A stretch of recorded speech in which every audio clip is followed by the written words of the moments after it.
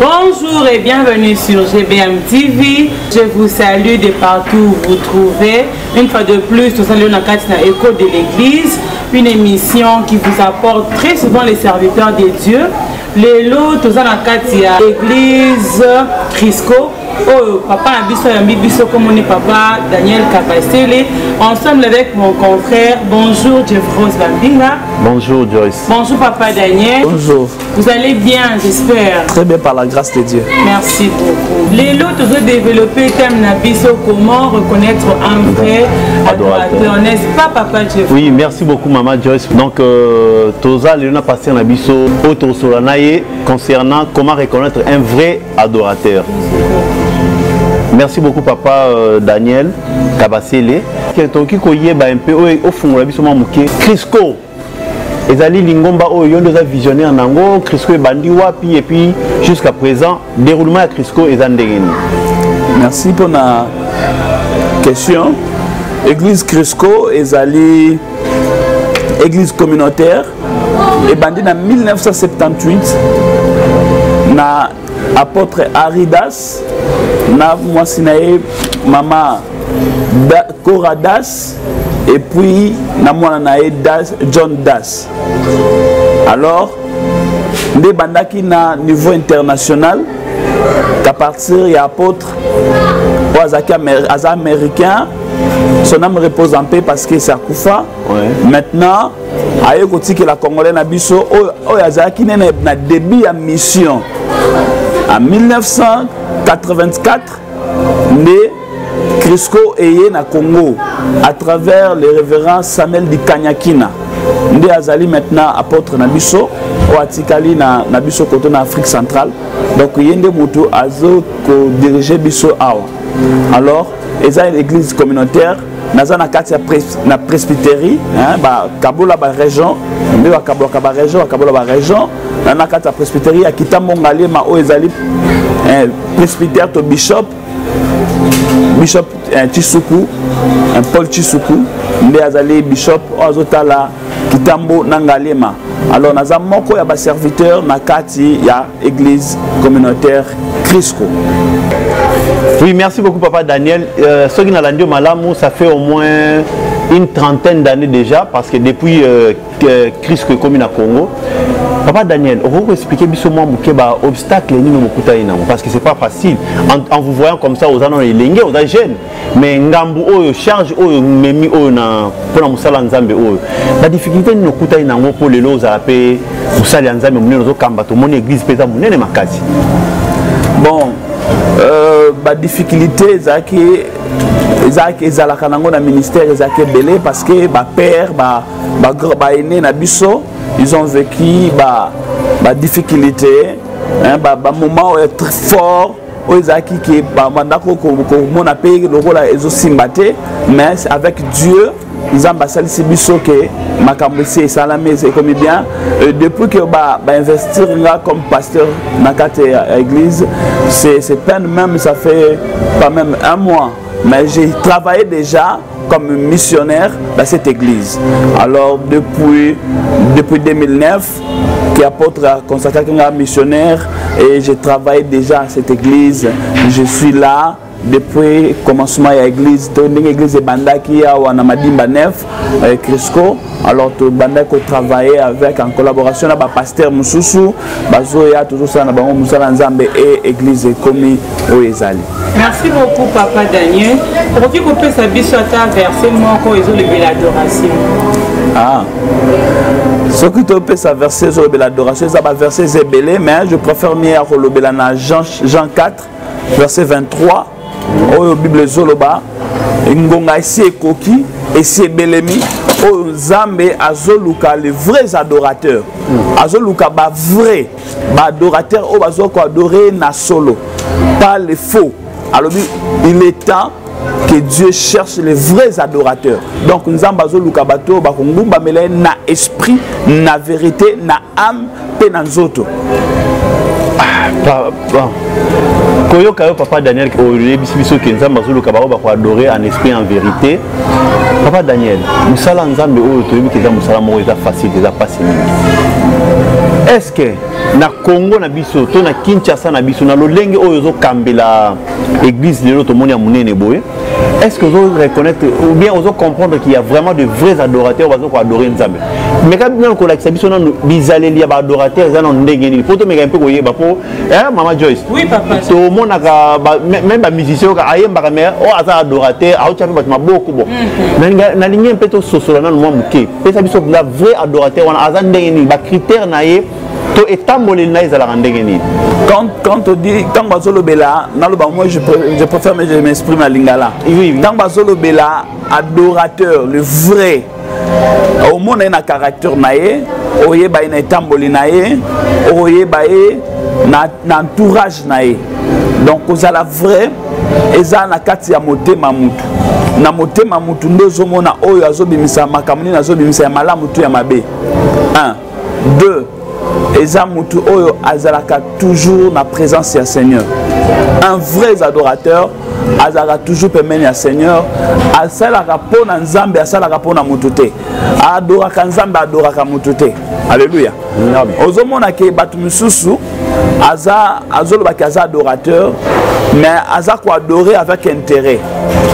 On adore Dieu oui, qu'on cherche intérêt il y a lola. Toujours le cas intérêt il y a mokilité.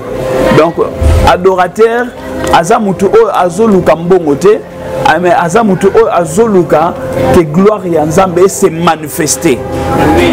Quand est-ce que gloire ya Nzambe se manifester? Tangu mutu amatisi adoration na ye pas Seigneur, Seigneur ayambi adoration na ye. Et c'est par là que gloire ya Nzambe osanini ekokita.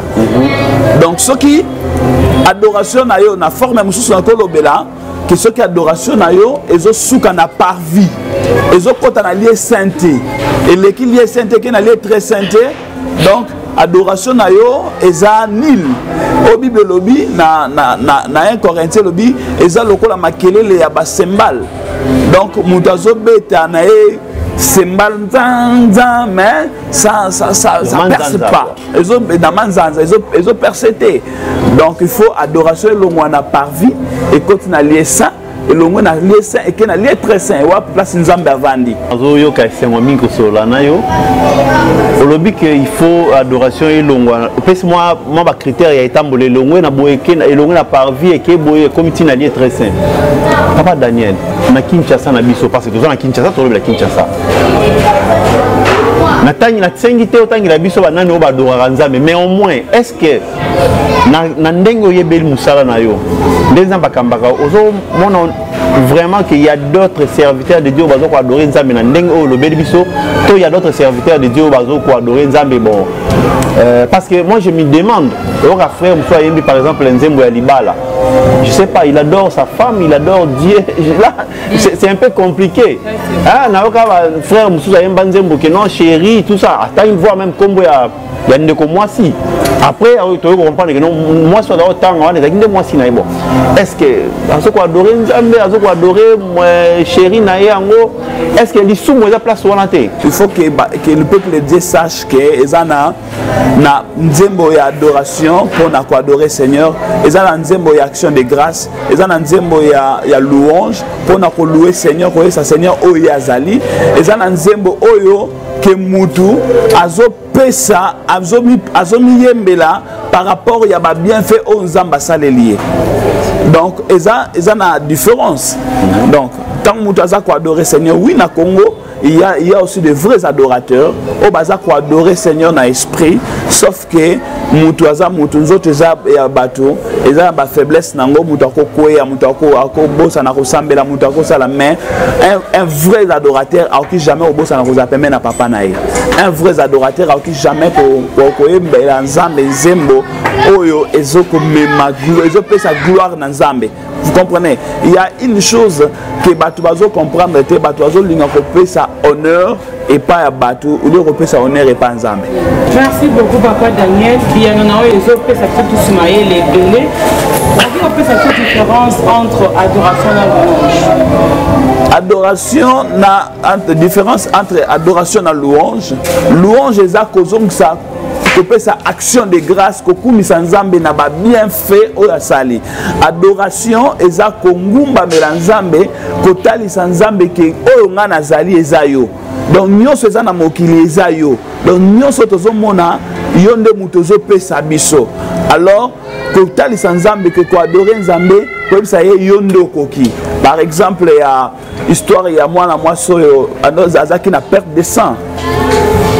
Bato ebele bazwi verset wana bazwi yango na idée ebele bazwi yango na miracle na nani mais amilakisaki que je suis rien devant Jésus.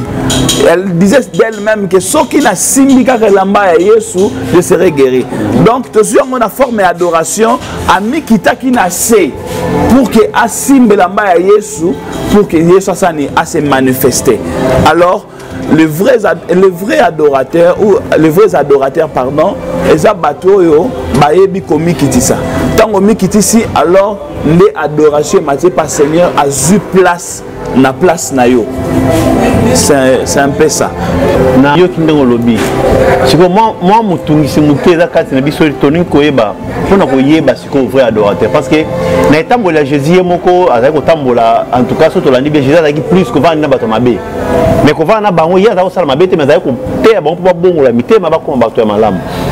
Mais lelo entre biso ba adorateur na biso lelo mama campé bimo ebele.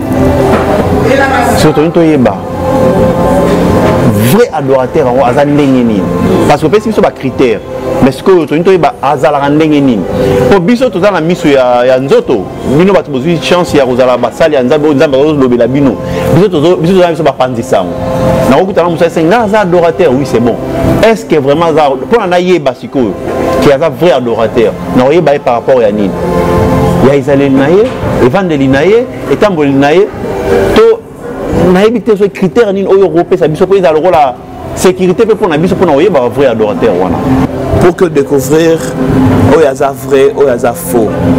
Pourquoi na peut ce exemple moko pour yeba ke oyo aza sala susu aza moyembi mais aza susu adorateur ya Christ te tango ya na kati ya azoyemba par exemple na kati église vous allez comprendre ye aza mutu oyo aza trop orgueilleux aza mutu oyo alingi te hein tango bapesi ordre bapesi osala boye te nga na osala boye te nga na préparaki nzembo na nga bon eza orgueil oyo eza kati na ye so bengisi ya ye oyemba oteli nga caché à combien faut préparer nga caché. Mais papa, on doit faire partie à orgueil. Nzambe azo mythique na ba oyo ba se kongumbama, azo résister na ba basa ba orgueil. Est-ce que place on a pensé adoration ça a impact liboso ba bazo yo kango? Alors, ça na nanité. Ça a impact te pourquoi parce que un aza orgueil. Dieu nzamba lingaka ba orgueil te. Nzamba lingaka ba humble. Amen. Nzamba lingaka ba humble. De deux. Alors, au monde à Katinaye, lui-même il est Aza adorateur, lui-même Sokinzembo ya frère bandeko ya biso ya mokili ba beti ya bango aza na kati okutie na ba orchestre ya mokili okutie na ya nzambe donc aza na place te. Donc il est prêt à adorer mutu pour que mutu apese mbongo wana za vrai te. Papa Daniel, est-ce que le nakati na adorateur na biso le vrai David Bazali? Bon na kati na adorateur na biso ba vrai David Bazali so na bi bazate c'est que na biso nzambe za incapable parce que nzambe abombaka azana ba réserve na ye na bandenge nyonso. Je me rappelle en 2008 j'étais à Matadi, non 2010 j'étais à Matadi, na mona ki mona moko amuke sacré. Il y a 6 ans, hein, ayembi a épaté auditoire mobimba. Mais Seigneur a utilisé mona muke pour que gloire ya Nzambe kita. Donc papa Daniel, c'est ma frère Daniel Lelo Bazali. Donc qui proposait Mutuna Mususu pour na kolobaete. Ce qui tozo chala malam. David Zaki na kata Zamba, azaki vraiment komi bonza pa nzambe. Abimi na Zamba koti akomi mokonzi. Mais motema na ezaki toujours na kata louange pe adoration. Lelo bayembi bakomi atamboli na jeep, asa na 4-5 sécurité et puis sangai. Et c'est qu'un nzambe na kati wana ezali wa. Ba ange bazali sous présente pour nous sécuriser bango. Oui, ba ange ba komi interpréter na ba sécurité vraiment. La manette et puis sangai papa Daniel. Non. Vous savez, non. Zambende Moutaza le vrai protecteur. Zambende Moutabati la kabiso. Na psaume sur la Bible bi Zambaza bouclier na biso. Alléluia. Donc Zambaza bouclier na biso, Zambende Moutazo protéger biso. Zambende Moutazo bomba biso. Garde ako kenge la po ba ibo te téléphone na bande ko na biso ba chege. Hein? Mais na bon Zambé en Zambé. Est-ce que ça digne? C'est ce que j'ai dit. Un adorateur atambola na ba mitu kaminene azana ba sécurité. Non, Seigneur a encore bénir parce que Nzambe aza patron na biso. Nzambe ne muta pambola, Nzamba ko pambola PC mutuka, Nzamba ko pambola PC ba moyens financiers, mais ça ce n'est pas dit que il faut azala toujours entourer na bagarde pour battre pour ça na pembe na été. Non, nous sommes là pour les gens. Nous sommes les serviteurs. Donc serviteur azana azamo umbu, azamo sali ya batu. Nazongi moi si mamuki Mama Joyce. Évangile ezalaka gratuit. Mais évangélisation c'est quand même moi motivation, moi makambo belé. Si on a ndenge lobby que bande comme susu a okende pona ya sala kobeta par exemple concert pour ya hôtel zo senga caché. Moi je pense que ma frère na biso baza ba musicien chrétien. Moussa na yango la musique. Il faut attaquer CD, il faut beta concert pour zombongo. Attaquer billet. Est-ce que place wana ezana asa lisumu? Est-ce que ça évangile tel que azo ça malgré qu'azo zelamo quand même je sais aussi il y a aussi dans la maison de Bible c'est comme ça attaquer la Bible. Oui. Bon, voilà. Na peso on peut déjà réponse parce que le évangile est gratuit, évangélisation pour évangéliser, il faut payer. C'est vrai ça. Il faut faire ça, il faut payer, il faut refouta. Mais comme isangote et comme un commerce pour nayo. Non. Ce que na bengyo oye par exemple ko prester awa. Nga mutu na bengyo na yebi ke mutu aye ko sala musala nzambe, il faut na foutre les transports, il faut na pesa e ma ya romela. Vous comprenez? Parce que nga pe faut na sala béni en retour.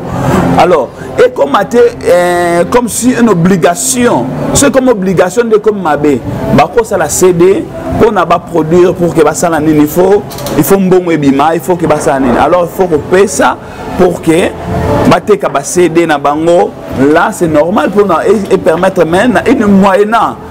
Moyenne pour que l'évangile ait continué au Panzana n'a pas fait fond. Donc c'est ça un peu. Chers téléspectateurs, comme une émission à Bisso Éco de l'église, to Yambaki, Moussa Nzambe, pasteur Daniel, à la Kisi Bisso, comportement au caractère, il y a vrais adorateurs. Bipa Ibino Bozouami, en tant qu'adorateur, Bolanda conseil à Papa Nabiso.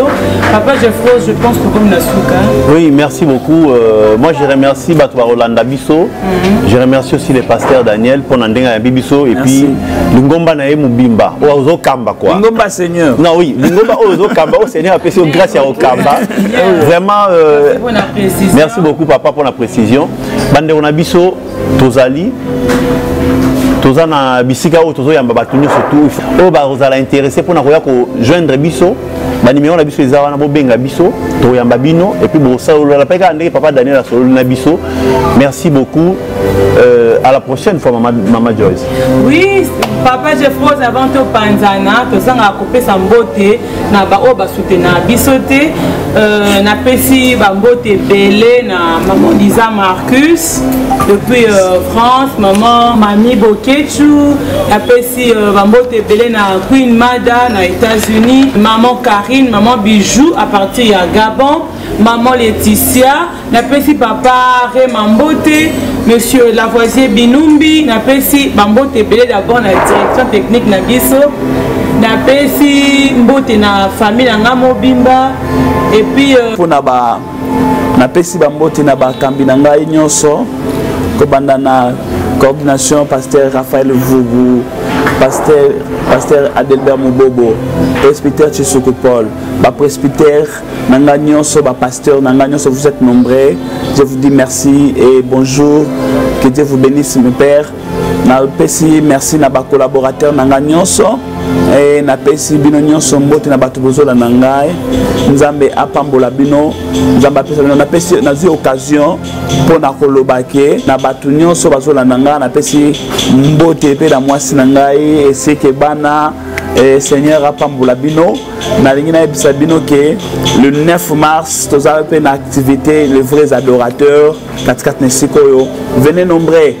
Eza avenue Madimba numéro 9 commune de Kitambo quartier Salongo dans place église Crisco Madimba Ezali alors vers magasin Kitambo sur Oya dans ce commune wana otunika avenue Madimba bakola kisayo alors on appelle Sibino nyonso mbote soyez bénis au nom de Jésus amen.